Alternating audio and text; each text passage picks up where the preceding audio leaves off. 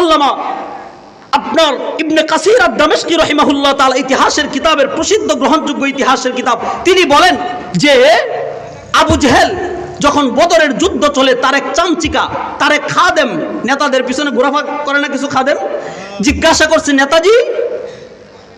আবু জেহেল বলে, শোনো, তোমার একটা কথা বলে যায়, আমি জানি মোহাম্মদ সত্য ধর্মের অনুসারী। সুবহানাল্লাহ। আরে তবলিগওয়ালা যারা বন্ডামি করে তারাও জানে উলামায়ে কেরামের তবলিগ হক। কথা কয় না? মানেন না কেন? পদমর্যাদার লোভে মানেন না কেন? দামের লোভে মানেন না কেন? আরেকজনের কাছে নত হইতে হবে, এই জন্য মানে না।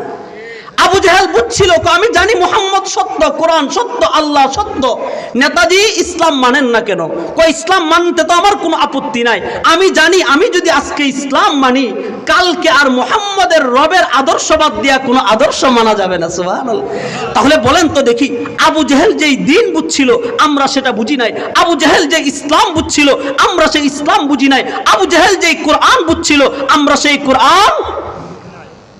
মেরে মুহতারাম ভাই, এটা আমার আলোচ্য বিষয় না। যাই হোক, বলতেছিলাম কোরআন আল্লাহ পাকের কেমন দামি কিতাব। এই আসমান জমির পূর্বে কিছুই ছিল না, ছিলেন শুধু কে? আল্লাহ। আল্লাহ মুসান্নাফ আব্দুর রাজ্জাক হাদিসের কিতাবের মধ্যে আসছে। উলামায়ে কেরাম করেটা কি? উলামায়ে কেরাম, আপনাদেরকে যদি আমি জিজ্ঞাসা করি, বাজান বলেন তো দেখি, ওযুর ফরজ কয়টা? কয়টা বলবেন? দলিল দেন। কোরআনের কোন আয়াত দ্বারা 4টা ফরজ হইল? হাদিসের কোন হাদিস দ্বারা ফরজ হইল? আল্লাহ তো কোরআনে ডাইরেক্ট কইছে, ইয়া আইয়ুহাল্লাযীনা আমানু ইযা কুমতুম, নামাজের সময় হইলে ফাগসিলু ওয়ুজুহা, চেহারা দাও। এখন চেহারা কি এই পর্যন্ত নাকি এই পর্যন্ত নাকি এই পর্যন্ত? এটা বের করছে হযরত উলামায়ে কেরাম। সুবহানাল্লাহ। আল্লাহ কইছে ওয়া আইদিয়াকুম। এখন ইমাম জুফার রাহমাতুল্লাহ আলাইহি তিনি বলেন হাত হইলে বগল পর্যন্ত, ইমামে আবু হানিফা বলেন হাত কোনই পর্যন্ত। কথা বুঝতেছেন আপনারা? মাথা মাসা করবেন, ইমাম শাফি বলেন 1 চুল পরিমাণ মাসা করলেই হবে, আমরা বলি 4 ভাগের 1 ভাগ মাসা করতে হবে। এরপরে পা ধৌত করবেন, কোন কোন ইমাম বলেন পা হাঁটু পর্যন্ত, কারণ পা শুধু এতটুকুকে বোঝায় না, এই পর্যন্ত পাও বোঝা। হাত শুধু এতটুকু না, হাত এই পর্যন্ত বোঝা। এই যে পুরা দিন শরীয়ত ইসলামকে একদম খাবারের উপযোগী লুকমা বানাইলো কে? উলামায়ে কেরাম। আলেমদের থেকে বিচ্ছিন্ন হবেন না, উলামায়ে কেরামদের সাথে শত্রুতা পোষণ করবেন না, উলামাদেরকে দূরে ঠেলে দিবেন না। উলামায়ে কেরাম আপনাদের হিতাকাঙ্ক্ষী। সুবহানাল্লাহ কয় না? আমি আবার গল্প পছন্দ করি, বয়ান মুখস্থ পারি না, যেটা মনে আসতেছে সেটা বলতেছি, আমার নির্দিষ্ট সময় শুনবেন তো ইনশাআল্লাহ। শুনেন উলামায়ে কেরাম কেমন। এক কথা মনে পড়ে গেল, কারি তৈয়ব সাহেব রহমতুল্লাহি আলাইহি দারুল উলুম দেওবন্দের টানা 55 বছরের মুহতামিম। কত বছরের? তিনি তার কিতাবে এক ঘটনা লেখেন। ঘটনা লেখা তিনি বলেন, আমি এই ঘটনা এই জন্য লেখছি যেন মানুষের জন্ম হইলে পেটে ব্যথা উঠলে পানি পড়া দেয় কে? এমপি সাহেব।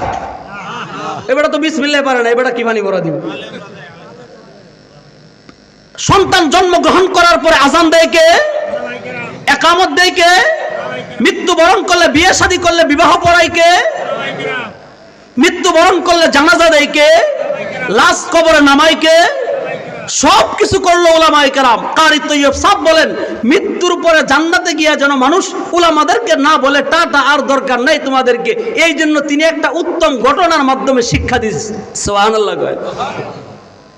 মেরে মুহতারাম ভাই, কারি তৈয়ব সাহেব রহমতুল্লাহি আলাইহি বলেন, যিনি দারুল উলুম দেওবন্দ মাদ্রাসার টানা 55 বছরের মুহতামিম, তিনি এক কিতাবের মধ্যে তার মালফুজাতের মধ্যে উল্লেখ করেন, আল্লাহ পাক জান্নাতীদেরকে জান্নাতে দিবেন, জাহান্নামীদেরকে জাহান্নামে দেওয়ার পর জান্নাতের মধ্যে আল্লাহ পাক এক ফেরেশতাকে পাঠাইবে, যাও তুমি পাবলিসিটি করে দাও।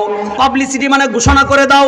এবার জান্নাতের এক ফেরেশতা যায়, জান্নাত দারুস সালামের ময়দানে গিয়া ঘোষণা করবে, ও জান্নাতের মেহমান বন্ধুগণ, আপনারা শুনেন, আগামীকাল শুক্রবার জুমার নামাজের পর জান্নাতের দারুস সালামের ময়দানে কনফারেন্সের আয়োজন করা হয়। ওই কনফারেন্সের সভাপতি করব স্বয়ং রব্বুল আলামিন। ওই কনফারেন্সের প্রধান অতিথি রহমাতুল লিল আলামিন। ওই কনফারেন্সের বিশেষ অতিথি হযরত আদম থেকে নিয়ে ঈসা রুহুল্লাহ পর্যন্ত দ্বিতীয় কোয়ালিটির বিশেষ অতিথি হযরত মুহাম্মদুর রাসূলুল্লাহর ওয়ারিস হযরত উলামায়ে কেরাম। তাহলে ওই সভা, ওই ওয়াজ মাহফিলের সভাপতি কে? প্রধান অতিথিকে সভাপতি রব্বুল আলামিন, প্রধান মেহমান রহমাতুল্লিল আলামিন, বিশেষ অতিথি আদম থেকে নিয়ে ঈসা রুহুল্লাহ পর্যন্ত, এরপরে নবীজির ওয়ারিস হযরত উলামায়ে কেরাম তারা সেখানে উপস্থিত হয়ে যাবে। আল্লাহ পাক রব্বুল আলামিন প্রথমে সভাপতির উদ্বোধনী ভাষণ দিয়া সমস্ত জান্নাতি মানুষের মাঝে একটি প্রশ্ন ছুড়ে দেয়, বলবে, ও জান্নাতি মানুষ, তোমাদেরকে আমি একটা প্রশ্ন করি। জি আল্লাহ, প্রশ্ন করেন। শুনো শুনো জান্নাতের মানুষ শোনো, আমি তোমাদের সাথে দুনিয়াতে যেই ওয়াদা করছিলাম সেটাকে বাস্তবায়ন করলাম। সমস্ত জান্নাতি মানুষ করবে, হ্যাঁ আল্লাহ, আপনি বলছিলেন জান্নাত দিবেন, অতএব আপনি আমাদেরকে জান্নাতের মালিক বানাইলেন, অতএব আপনি আপনার ওয়াদা পরিপূর্ণ বাস্তবায়ন করলেন। আল্লাহ বলবেন, না, তোমাদের জবাব হয় নাই। সুবহানাল্লাহ কয় না? আল্লাহ বলবেন, তোমাদের জবাব হয় নাই। আরে উম্মত একজন আর একজনের দিকে তাকায়, একজনের চোখ দিয়া পানি বের হয়, জবাব কেউ দিতে পারে না। রহমাতুল্লিল আলামিন উম্মতের কান্ডারি মায়ার নবী, চোখ দিয়া জ্বর জড়ায়া পানি বের হয় আর বলে, মালিক আমাকে একটু আপনি আমার উম্মতের পক্ষ থেকে জবাব দেওয়ার একটা ব্যবস্থা করিয়া দেন।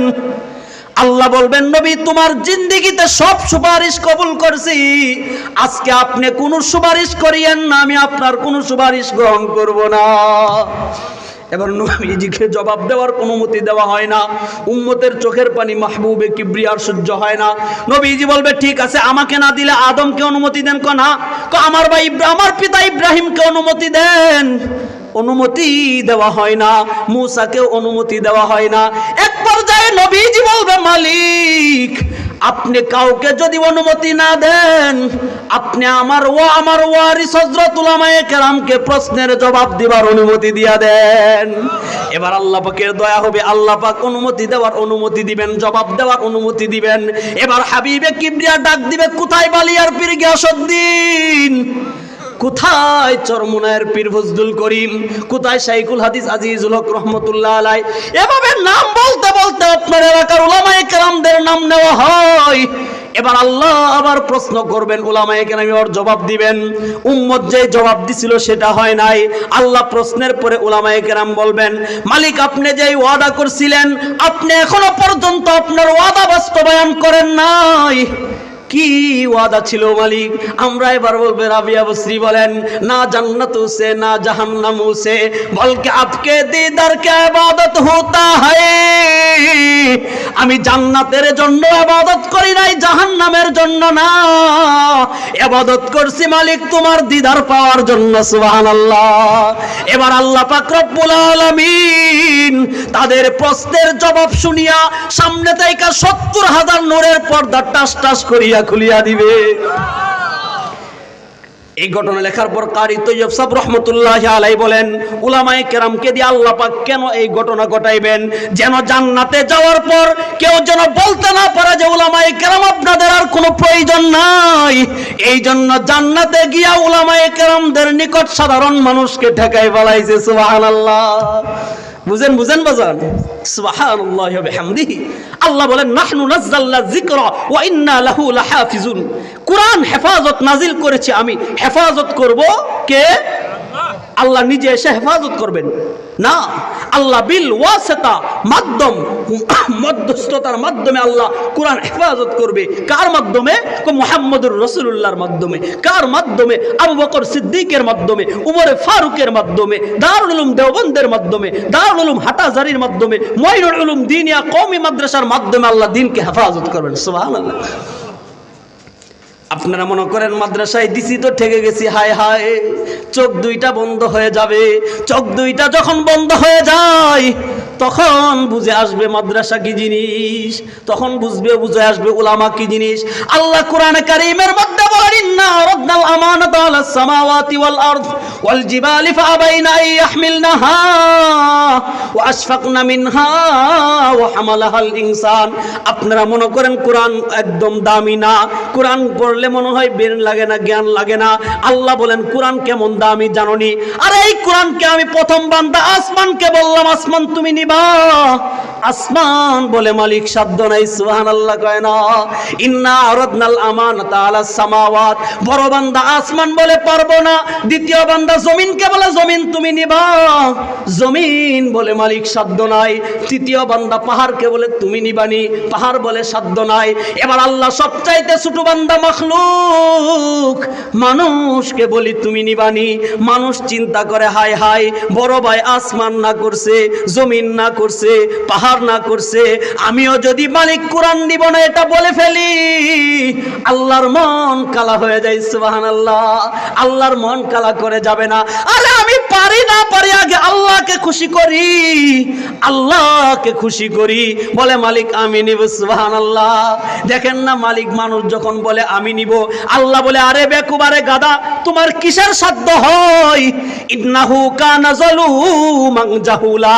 আল্লাহ আমাদেরকে বলেন খুলিকাল ইনসানু দাঈফা, মানুষকে আমি সবচাইতে দুর্বল করিয়া বানাইলাম, সবচাইতে দুর্বল করিয়া বানাইলাম। আসমান পারে না, জমিন পারে না, পাহাড় পারে না, মানুষের পারার কোনো প্রশ্নই আসে না। তারপরেও মানুষ যখন তার গাড়ের চিন্তা করে না, আরে আমার আল্লাহকে আগে খুশি করে নেই, আল্লাহকে খুশি করার জন্য মানুষ রাজি হয়ে যা। আল্লাহ বলে ঠিক আছে, আমারও সিদ্ধান্ত হয়ে যা, কিয়ামত পর্যন্ত আমি 2 কামলা ঠিক করলাম, এটার বারত্ব স্বয়ং আমি রব্বুল আলামিন নিলাম। কিন্তু মানুষ বলবে আমি মানুষের মাধ্যমে এই কোরআনকে হেফাজত করাইলাম। কোরআনে কারিম পড়লে আপনারা মনে করেন একেবারে ঠকে গেছেন।